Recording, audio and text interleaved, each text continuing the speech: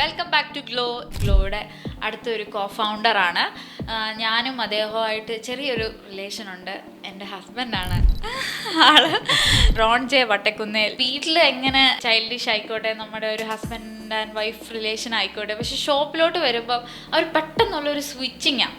Automatically നമ്മളൊരു പ്രൊഫഷനായിട്ട് അതിനെ കാണുമ്പോൾ ഇറ്റ്സ് എ ബിസിനസ് ബേസിക്കലി. നമ്മുടെ കല്യാണത്തിന്റെ ആ ഒരു സ്റ്റോറി കോവിഡ് സമയമായിരുന്നു.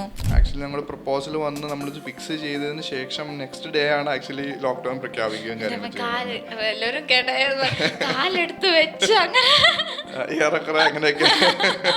ആ സമയത്തെ നടന്ന വെഡിങ്സിൽ വെച്ച് നോക്കുമ്പോൾ നമ്മുടെ ഔട്ട്ഫിറ്റ് ഭയങ്കരമായിട്ട് വൈറലായി. റോൺജൻ പക്ഷെ ഓടി വന്നിട്ട് ഞാനൊരു ഹസ്ബൻഡ് ആകാൻ പോകുന്ന ആളുടെ റിയാക്ഷൻ കാണാൻ ആഗ്രഹിക്കുന്നത്, നീ ഇതിടുമ്പോൾ ഭയങ്കര സുന്ദരി എന്നാണ്. പക്ഷെ വന്നിട്ട് ഡിസൈനറിങ് വന്നേ, ഇത് കണ്ടോ, അത് കണ്ടോ, ഇവിടെ കണ്ടോ, ഇത് ശരിയാക്കണം. ഗ്ലോയിൽ ചെയ്യുന്ന എല്ലാ ഡിസൈൻസും ഓരോ ബ്രൈഡിന് ചെയ്യുമ്പോഴും അവർക്ക് എല്ലാവർക്കും ഇതുപോലൊരു സ്റ്റോറി പറയാനുണ്ടാവും.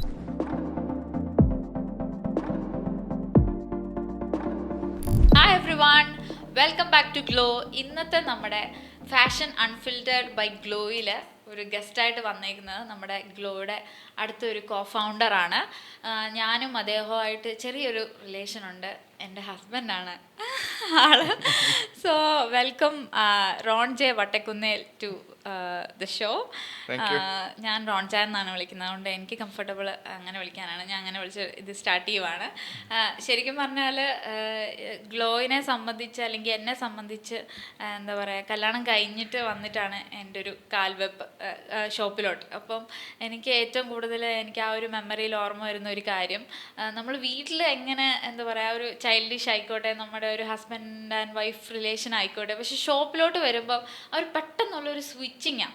എന്ന് വെച്ചാൽ ലൈക്ക് ഒരു എന്താ പറയുക, ഭയങ്കര ഒരു പ്രൊഫഷണലാണ്. ആൾക്കാരോട് ലൈക്ക് സ്റ്റാഫിനോട് ഇടപെടുന്നതാണെങ്കിലും ഭയങ്കര എന്താ പറയുക, ആ ഒരു ഇത് സ്വിച്ചിങ്, ആ ഒരു വണ്ടിയിൽ നിന്ന് ഷോപ്പിലോട്ട് കാലെടുത്ത് വെക്കുമ്പോൾ പിന്നെ ആ ഒരു ക്യാരക്ടറോട്ടാണ് മാറുന്നത്. സത്യം പറഞ്ഞാൽ ഇപ്പോൾ എല്ലാവരും കുറേ പേര് എന്നോട് ചോദിക്കും, എന്താ പറയുക, നിങ്ങൾ 24 hours ഒരുമിച്ചല്ലേ, അപ്പോൾ നിങ്ങൾക്ക് ബോറടിക്കത്തില്ലേ, നിങ്ങൾ ട്രാവൽ ഒരുമിച്ചല്ലേ, അപ്പോൾ എങ്ങനെയാണ് എന്നൊക്കെ ചോദിക്കും. അപ്പോൾ ഞാൻ ഇതാണ് എല്ലാവരോടും പറയുന്നത്, ആ ഒരു സ്വിച്ചിങ് എങ്ങനെയാണ് റോൺജാന് ഈസി ആയിട്ട് ഇങ്ങനെ ഹാൻഡിൽ ചെയ്യാൻ പറ്റുന്നത്? അത് ആക്ച്വലി സ്വിച്ചിങ് എന്ന് പറഞ്ഞാൽ നമ്മളങ്ങനെ മനഃപൂർവ്വം ചിന്തിച്ചിട്ട് ചെയ്യുന്ന കാര്യങ്ങളല്ല. ഓട്ടോമാറ്റിക്കലി നമ്മളൊരു പ്രൊഫഷനായിട്ട് അതിനെ കാണുമ്പോൾ ഇറ്റ്സ് എ ബിസിനസ് ബേസിക്കലി. അപ്പം നമ്മൾ ഒരു ജോബ് ഓറിയൻറ്റഡ് അല്ലെങ്കിൽ ഒരു ബിസിനസ്സിലേക്ക് ചെല്ലുമ്പോൾ ഓട്ടോമാറ്റിക്കലി അവിടെയുള്ള കുറച്ച് കാര്യങ്ങൾ, അവിടുത്തെ എത്തിക്സ് അല്ലെങ്കിൽ നമ്മൾ അവിടെ ചെയ്യേണ്ട കുറച്ച് പ്രൊഫഷണലായിട്ടുള്ള കാര്യങ്ങളുണ്ട്.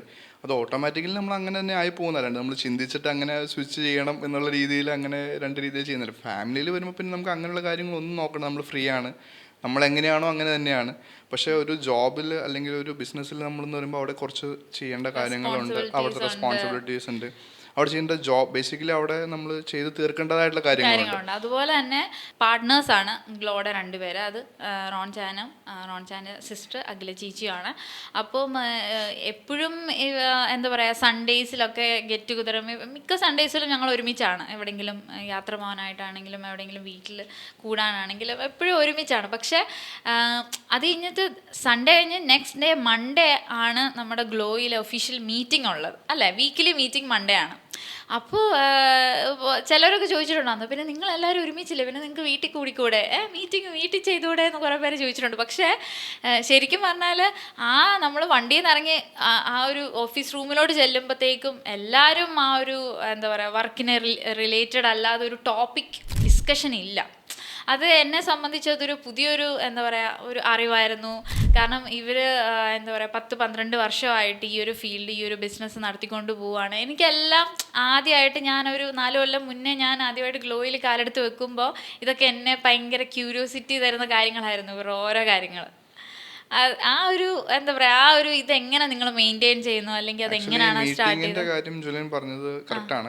മീറ്റിംഗ്സിന് ഇങ്ങനെ മീറ്റിംഗ്സ്, വീക്ക്ലി മീറ്റിംഗ്സ് അല്ലെങ്കിൽ റിവ്യൂ മീറ്റിംഗ്സ് ഒക്കെ വെക്കുന്നത് എന്താണെന്ന് വെച്ചാൽ, നമുക്ക് നമ്മൾ ഇനിഷ്യലി ഓരോ ആളുകളുടെയും ജോബ് എല്ലാവർക്കും കുറച്ച് സ്പ്ലിറ്റ് ചെയ്ത് കൊടുത്തിട്ടുണ്ട്. ഓരോ ആളുകൾ ഹെഡ് ചെയ്യുന്ന, ഇപ്പോൾ ഞങ്ങൾ 4 പേരുണ്ടെങ്കിലും ഞങ്ങൾ 4 പേര് ഹെഡ് ചെയ്യുന്ന 4 ഡിപ്പാർട്ട്മെൻറ്റ്സ് ആയിരിക്കും. അപ്പോൾ അതിൻ്റെ എല്ലാം ഒരു റിവ്യൂ എന്ന രീതിയിലൊക്കെയാണ് വീക്ക്ലി മീറ്റിംഗ്സ് വരുന്നത്. അപ്പോൾ ഒബ്വിയസ്ലി നമ്മൾ അവിടെ സംസാരിക്കുന്ന കാര്യങ്ങൾ ആ കഴിഞ്ഞ ആഴ്ചത്തെ റിവ്യൂവും അതുപോലെ ഇനി നെക്സ്റ്റ് വീക്കിലേക്ക് നമ്മൾ എന്തൊക്കെ ചെയ്യേണ്ടതുണ്ട് അതിൻ്റെ പ്ലാൻസ് ഇതെല്ലാമാണ് ചെയ്യുന്നത്. അപ്പോൾ അവിടെ നമ്മൾ പൊതുവേ അങ്ങനെയുള്ള കാര്യങ്ങളെ സംസാരിക്കത്തുള്ളൂ.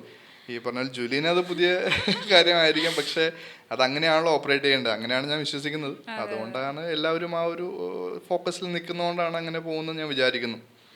അത് ഗ്ലോയിനെ സംബന്ധിച്ചും ആ ഒരു പ്രൊഫഷണൽ അപ്രോച്ചാണ് നമുക്ക് വേണ്ടതെന്നാണ് ഞാൻ വിചാരിക്കുന്നത്.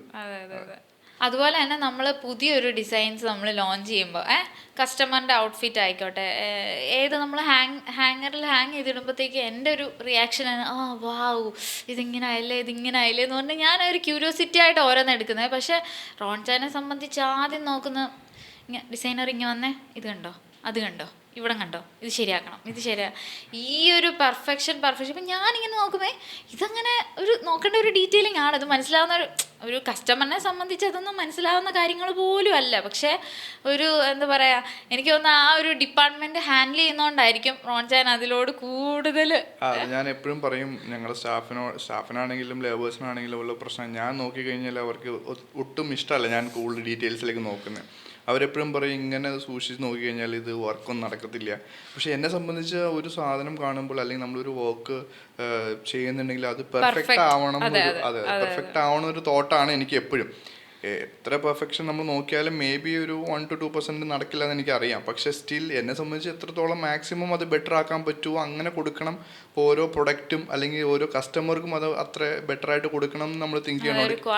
അതെ, QC ഹെഡ് ചെയ്യണത് QC ഡിപ്പാർട്ട്മെന്റ് എൻ്റെ അണ്ടറിലാണ് വരുന്നത്. അപ്പോൾ എന്നെ സംബന്ധിച്ച് ഞാനത് പണ്ട് മുതലേ അങ്ങനെ നോക്കി ശീലിച്ചു പോയി. അപ്പോൾ എല്ലാവരും പറയും കുറ്റം കണ്ടുപിടിക്കാൻ ബെസ്റ്റ് ഞാനാണ് പറയും.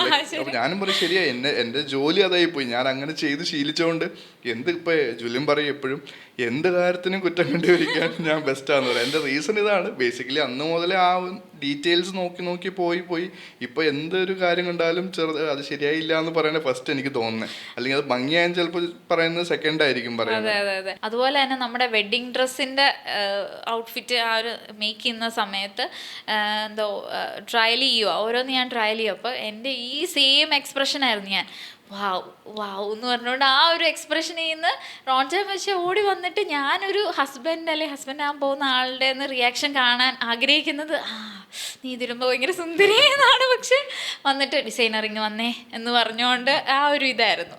അതെ, നമ്മൾ എക്സ്പെക്ട് ചെയ്ത രീതിയിലേക്ക് അത് വന്നില്ലെങ്കിൽ, അല്ലെങ്കിൽ ചിലപ്പോൾ ഈവൻ ചെറിയ മൈന്യൂട്ട് കാര്യങ്ങളാണെങ്കിൽ പോലും എന്നെ സംബന്ധിച്ച് അത് കുറച്ച് കൺസേൺ ചെയ്യും എന്നെ.